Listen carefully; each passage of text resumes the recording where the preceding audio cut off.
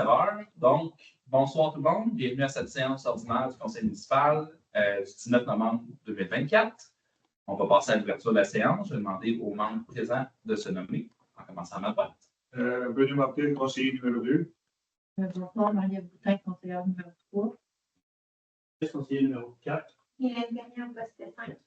Patricia Vanessa Lafarge, conseillère numéro 6. Et moi-même, Xavier Lemaitre. Donc, on va passer au point 2, l'adoption de l'ordre du jour. 2.1, l'adoption de l'ordre du jour. J'aurais besoin d'un proposeur. Je propose Hélène. Merci pour une demande de vote. C'est adopté. Greffe et affaires juridiques, point 3.1, le procès verbal de la séance ordinaire du 15 octobre 2024. Nous avons pris connaissance du procès verbal, nous l'avons tous lu et je propose aujourd'hui de déposer le procès verbal du 15 octobre 2024. Merci. Est-ce qu'on a une demande de vote? Adopté. 3.2, le règlement numéro AD 100-2, modifiant le règlement AD 100, donc régissant la tenue des séances du Conseil. Donc, on souhaite apporter des petites modifications, notamment au lieu d'avoir deux périodes de questions, n'en avoir qu'une seule. Donc, le règlement s'appelle le AD 100-2, c'est en vertu de l'article 491 du Code municipal du Québec. Donc, à ce moment-là, on souhaite proposer ce changement-là. Merci. Est-ce qu'on a une demande de vote? Adopté. Administration générale, 4.1. Politique de remboursement des activités de loisirs, sportives et culturelles, ainsi que de camp de jour, le numéro PLAD 49. Je propose, Marie Boutin, d'adopter la nouvelle politique de remboursement pour les activités. Donc, on réitère avec un remboursement de 50 $ par personne pour un maximum de 3 sessions, donc 150 $ par résident annuellement, qui peuvent avoir en retour en présentation de la facture et du formulaire, et ce jusqu'à épuisement de l'enveloppe budgétaire. Pour l'instant, on a prévu 5 000, ça va rester à confirmer lors de l'adoption du budget en décembre. Très merci. Est-ce qu'on a une demande de vote? C'est adopté. 4.2, dépose rapport d'inspection des bâtiments municipaux par le Fonds d'assurance des municipalités du Québec. Donc, le Fonds d'assurance des municipalités effectue l'inspection de nos installations.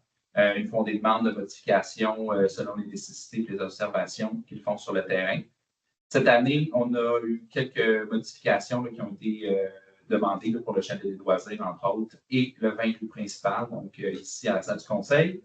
On pensait affecter des sommes au prochain budget pour pouvoir réaliser ces projets-là au travers de l'année 2025. 5. Finances et trésorerie. 5.1. Les comptes à payer du mois d'octobre 2024. Oui, je propose, Marie Boutin, d'adopter les comptes à payer du mois dernier. On les a tous eus. On a questionné si on avait des questions sur certaines choses. C'est conforme, donc je propose les comptes à payer pour le mois d'avant. Merci. Est-ce qu'on a une demande de vote? C'est adopté. 5.2, dépôt de la programmation finale pour la TEC 2019-2023. Donc, c'est un document qu'on dépose pour aller chercher nos sommes à la TEC pour la dernière année de l'ancienne TEC. Et voilà. Donc, j'ai besoin d'un proposeur. Je propose. Merci. On a une demande de vote. 5.3, affectation du fonds de mobilisation pour combler les dépenses excédentaires liées à l'acquisition de l'immeuble situé au 20 rue principale. Oui, je propose, Marie-Ève, d'affecter les fonds pour combler les dépenses excédentaires. Là, je vais lire parce qu'il y a des montants. Dans le fond, on avait prévu au budget 500 000 $ pour la caisse ici.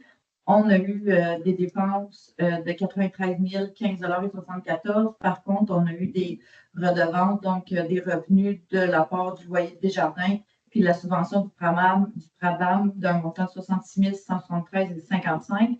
Tout ça fait en sorte que nous devons accepter au fonds d'immobilisation maintenant un montant de 26 342,19 $. Donc, je propose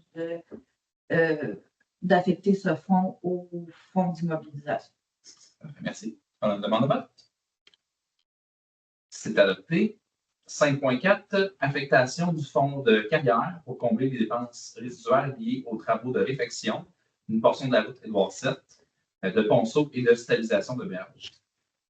Considérant qu'il avait été prévu au budget de l'exercice courant que le projet de réfection des rangs Saint-Marc et Saint-Philippe-Nord soit financé en partie par le fonds de carrière, le projet a été admissible à la subvention TEC 2019-2023 qui a couvert la totalité des frais du projet et qu'il avait été prévu au budget de l'exercice courant que le projet de réfection d'une portion de la route Édouard VII soit financé par un règlement d'emprunt RE 301 à la charge fiscale de l'ensemble des contribuables. La municipalité a autorisé par la résolution numéro 2024-02-061 la signature d'une entente de responsabilité et de remboursement partiel des coûts avec la Société d'Hydro-Québec qui réalise les travaux dans la portion de réfection dans le cadre du projet RTL New York. Et qu'il a été convenu que la Société Hydro-Québec rembourse une partie des travaux de réfection au montant de 258 750 avant taxe. Le coût total du projet pour la phase 1 et 2 réalisée en 2022 et 2024 s'élève à 1 026 083,86 $, taxe nette, et que le solde du projet avant le remboursement de la Société Hydro-Québec s'élève à 767 333 et 88 sous et qu'une somme de 298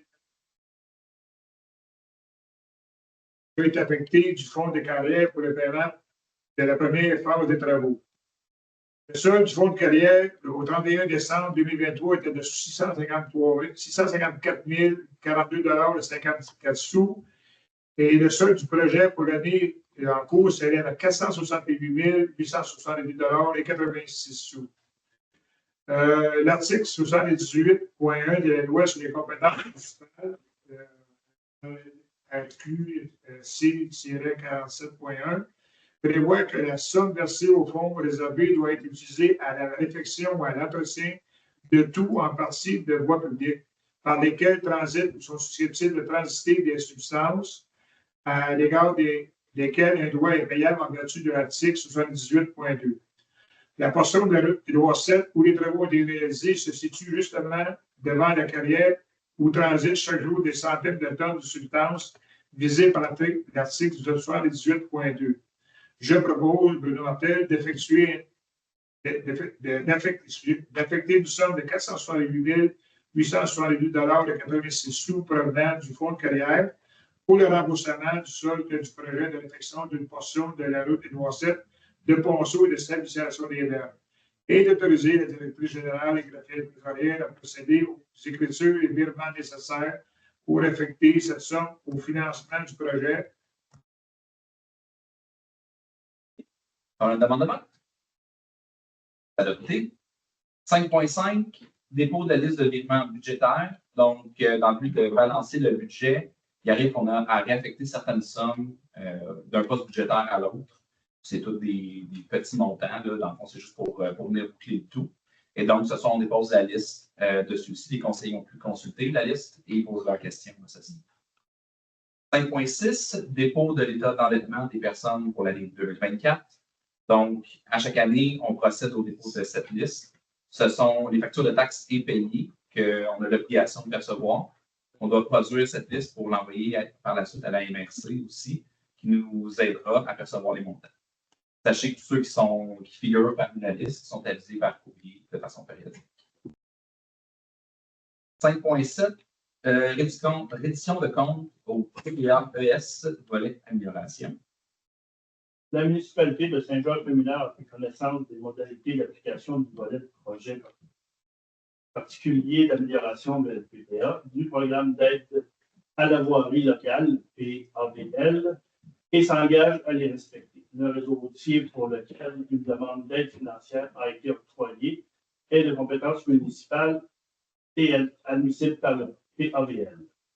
La réalisation des travaux doit être terminée au plus tard à la fin de la 3e année civile à compter de la date de la lettre d'annonce du ministre.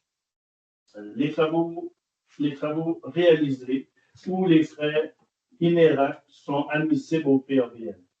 Le formulaire de réédition du compte V-0321 a été dûment rempli. La transmission de la réédition des comptes des projets doit être effectuée à la fin de la réalisation des travaux ou au plus tard le 31 décembre à compter de la 3e année civile de la date de la lettre d'annonce du ministre. Si la reddition de compte est jugée conforme, le ministre fait un versement aux municipalités en fonction de la liste des travaux qu'il a approuvé, sans toutefois excéder le montant maximal à l'aide qu'il apparaît à la lettre d'annonce.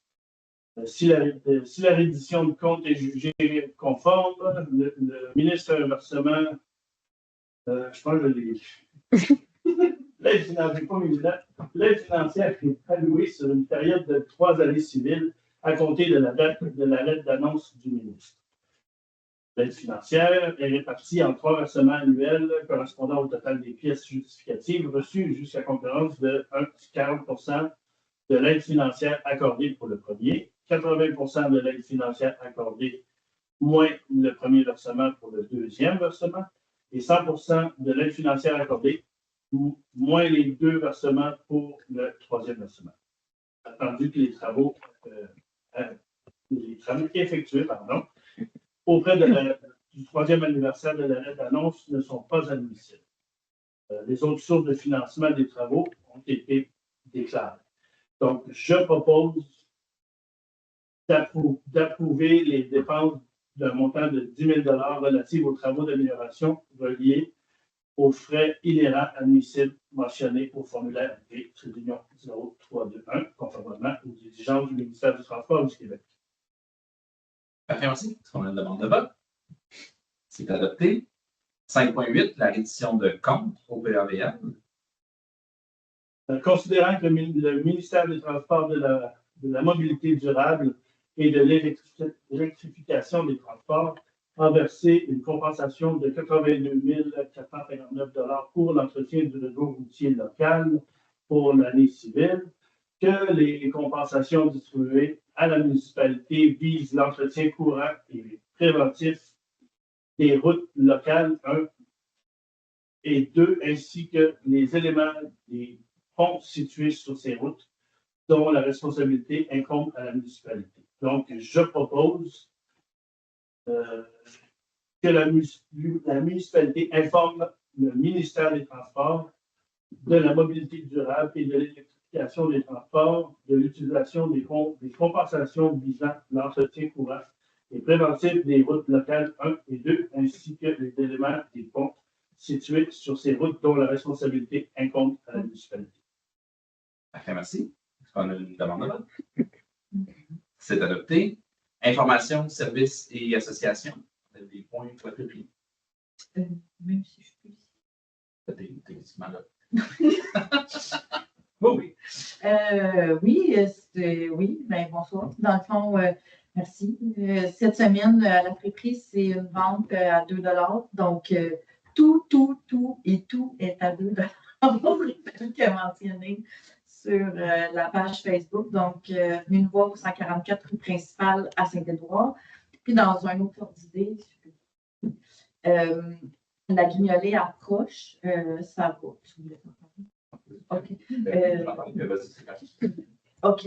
Non, c'est dimanche, le 1er décembre, de 10h à 2h. Donc, on va passer ramasser les denrées et ou l'argent.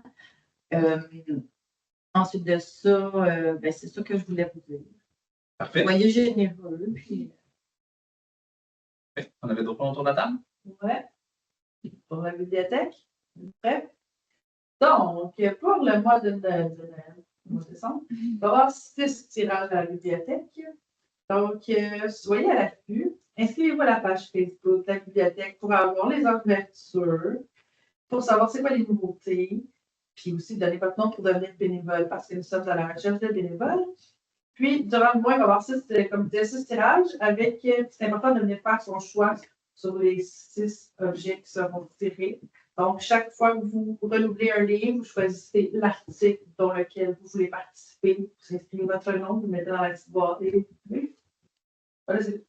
Parfait, merci. Puis, je vais terminer en vous rappelant que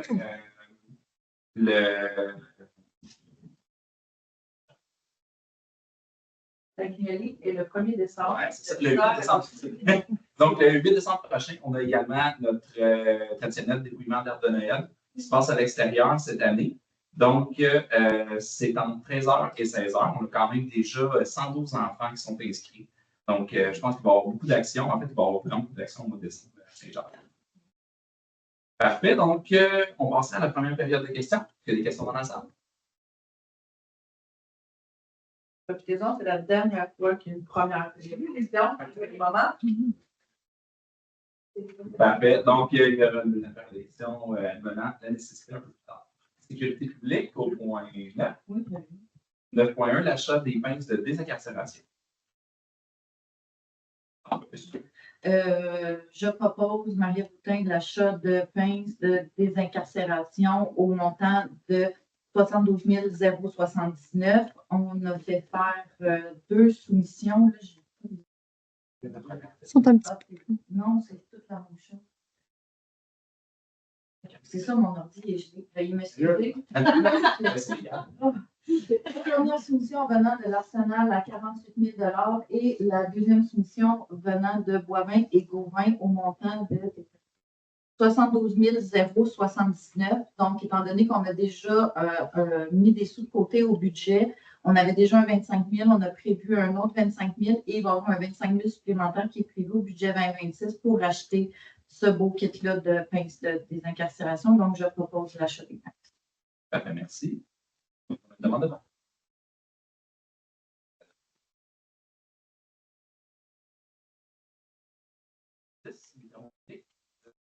Acceptation provisoire des travaux de réfection d'une portion de la route Édouard VII.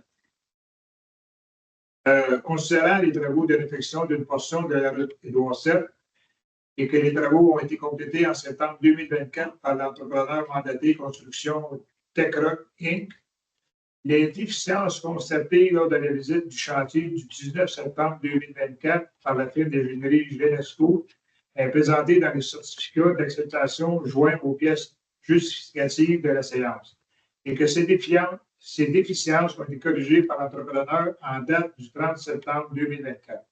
La firme d'ingénierie responsable du projet recommande à la municipalité de procéder à l'acceptation provisoire des travaux, considérant que l'acceptation provisoire sera valide pour une période de 2 ans, au terme desquels la municipalité pourra procéder à l'acceptation définitive des travaux si toutes les déficiences actuelles sont corrigées et qu'aucune autre n'est constatée. La municipalité procédera à une retenue de travaux de 38 124 et 9 sous, équivalent à 5 du coût total du contrat jusqu'à l'acceptation définitive. Je propose au gouvernement de procéder à l'acceptation provisoire des travaux de réfection d'une portion de la route Édouard VII réalisée par Construction TechRock Inc., d'autoriser la directrice générale adjointe, M. Martin Blais, à procéder à la signature du certificat de réception provisoire pour et au nom de la municipalité de Saint-Laurent-Communal. D'autoriser le paiement de la première retenue des travaux équivalent à 5 du coût total au montant de 38 124 et 9 sous. Parfait. C'est adopté. 10.2, acceptation définitive des travaux réalisés sur le chemin ruisseau des Noyers. Les travaux de stabilisation des berges de la route Édouard VII et de la réfection de ponceaux sur cette route et 2 autres tronçons du territoire et que les travaux ont été complétés en décembre 2022 par l'entrepreneur mandaté Eurovia Québec Construction et qu'aucune déficience n'a été constatée sur le site des travaux depuis l'acceptation provisoire. La firme d'ingénierie responsable du projet, Genesco, recommande à la municipalité de procéder à l'acceptation définitive des travaux. Je propose au gouvernement de procéder à l'acceptation définitive des travaux de réfection du chemin ruisseau des Noyers et d'autoriser la directrice générale, Mme Isabelle Arquette, à procéder à la signature du certificat de réception définitive et d'autoriser le paiement de la retenue des travaux au montant de 62 883 et 95 sous. Merci. On a une demande de vote. C'est adopté. 10.3, acceptation définitive des travaux de stabilisation de la berge et de réfection de ponceaux sur la route Édouard VII. Les travaux de stabilisation des berges de la route Édouard VII et de réfection de ponceaux sur cette route et 2 autres tronçons du territoire qui ont été complétés en juillet 2023 par l'entrepreneur mandaté CBC 2010 Inc. et qu'aucune déficience n'a été constatée sur le site des travaux depuis l'acceptation provisoire. La firme d'ingénierie responsable du projet, chez l'Exco, recommande à la municipalité de procéder à l'acceptation définitive des travaux. Je propose, Bruno Martel, de procéder à l'acceptation définitive des travaux de stabilisation de berge sur la route Édouard 7 et de réfection de ponceaux sur le territoire et d'autoriser la directrice générale, Mme Isabelle Arquette, à procéder à la signature du certificat de réception définitive et d'autoriser le paiement de la retenue finale des travaux au montant de 14 870,86 $. Demande de vote. Adopté. Aménagement et urbanisme, 11.1, demande de dérogation au règlement numéro 2014-311 concernant les branchements à l'égout, à l'eau potable publique, le rejet aux égouts et l'administration des réseaux pour le 115 rue Renaud, l'école. C'est une demande qui est faite par le Centre de services scolaires pour le projet d'agrandissement de l'école. Essentiellement, leurs ingénieurs recommandent d'ajouter une pompe après l'arrivée d'eau du bâtiment, après la valve anti-retour, ce que présentement notre règlement interdit. Après analyse avec les ingénieurs du Centre de services scolaires, on propose ce soir d'accepter la demande de dérogation au règlement 2014-311 sur les branchements à l'eau potable parce que nous ne croyons pas qu'il y aura d'impact négatif sur le réseau. Par contre, on se conserve la possibilité de revenir sur notre décision si jamais on aperçoit qu'il y a un impact là, dans le réseau. J'ai besoin d'un proposeur.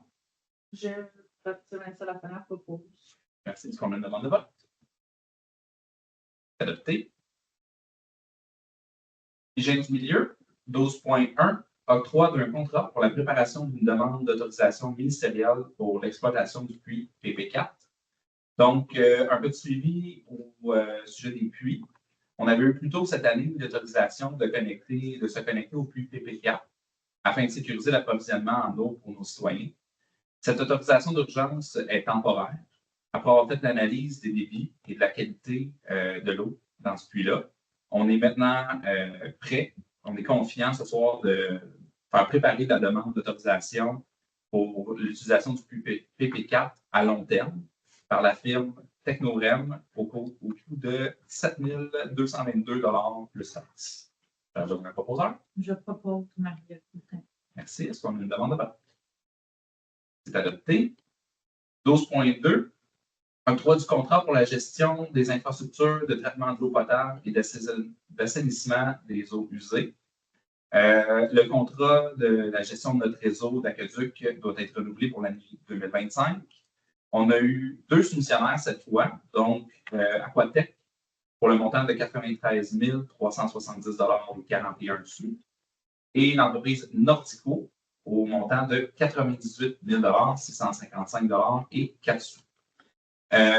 L'offre de service de Nordico, qui est un tout petit peu plus dispendieuse, inclut un service de surveillance du réseau et on pense que ça va mieux répondre à nos besoins. Donc, on propose ce soir d'octroyer le contrat à cette firme pour l'année 2025. Je propose Marie-Ève Boutin. Merci. Est-ce qu'on a une demande de vote? C'est adopté. Point 14, bibliothèque. 14.1, motion pour la liberté intellectuelle en bibliothèque publique. OK. Attendu que le manifeste de l'UNESCO sur la bibliothèque publique stipule que la bibliothèque publique est un centre d'information de proximité, qu'elle met à disposition de ses usagers une grande diversité de savoirs et d'informations, qu'elle offre des œuvres et des documents reflétant différents points de vue qui sont eux-mêmes le reflet du moment de l'histoire auquel ils appartiennent, qu'elle est une composante essentielle des sociétés de la connaissance, qui s'adapte en permanence aux nouveaux moyens de communication pour remplir ses missions, fournir un accès universel à l'information et en favoriser l'appropriation par toutes et par tous. La bibliothèque publique offre au public un espace accessible pour la production de connaissances, le partage et l'échange d'informations et de culture et la promotion de l'engagement citoyen. Le même manifeste de l'UNESCO déclare que les collections et les services ne doivent être soumis à aucune forme de censure idéologique, politique ou religieuse, ni à aucune pression commerciale. Attendu que plusieurs situations partout à travers le monde laissent craindre pour le rôle fondamental des bibliothèques de diffuser des contenus diversifiés dans le respect de la liberté intellectuelle et d'expression. Il est proposé par Patricia Vanessa-Lafrenière, moi, afin de garantir un accès au savoir et à la culture à la population québécoise, la municipalité de Saint-Jacques-le-Mineur reconnaît officiellement les bibliothèques publiques comme des lieux reflétant la diversité des points de vue. L'expertise du personnel des bibliothèques publiques pour gérer la sélection et la diffusion des collections et la nécessité de soutenir et d'appuyer les personnels des bibliothèques publiques dans le choix des œuvres composant leur collection et ne pas céder à la pression de censure et de demande de retrait qui pourrait cibler ces institutions. Parfait, merci. On a une demande là? C'est adopté. 15, correspondance et demande de commandite. 15.1, la demande d'appui de l'Élan des jeunes. L'organisme Élan des jeunes a pour mission d'adopter des hébergements jeunesse et d'intervenir dans les cas d'itinérance de jeunes sur le territoire de Jardin de Sion. Donc, L'Élan des jeunes organise une campagne de dons afin de pouvoir bonifier leur offre de services pour les jeunes en post-hébergement et organiser plus d'activités pour briser l'isolement. Je, Patricia Vanessa-Lafrenière, propose d'octroyer un don au montant de 250 $ à l'organisme L'Élan des jeunes pour leur campagne de financement 2024. On a une demande de vote. C'est adopté.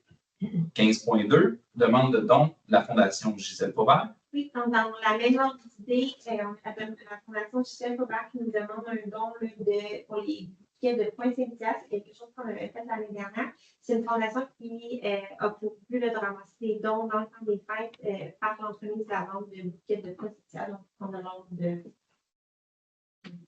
Donc, je propose une rien. Merci. Est-ce qu'on a une demande de vote? C'est adopté. Dernière période de questions. On a des questions dans la salle? En ligne? Parfait. La prochaine fois, on se rencontre le 17 décembre prochain. Même heure, même poste. On a besoin d'un proposeur pour la levée de la séance. Je, Patricia Vanessa-Lafrenière, propose la levée.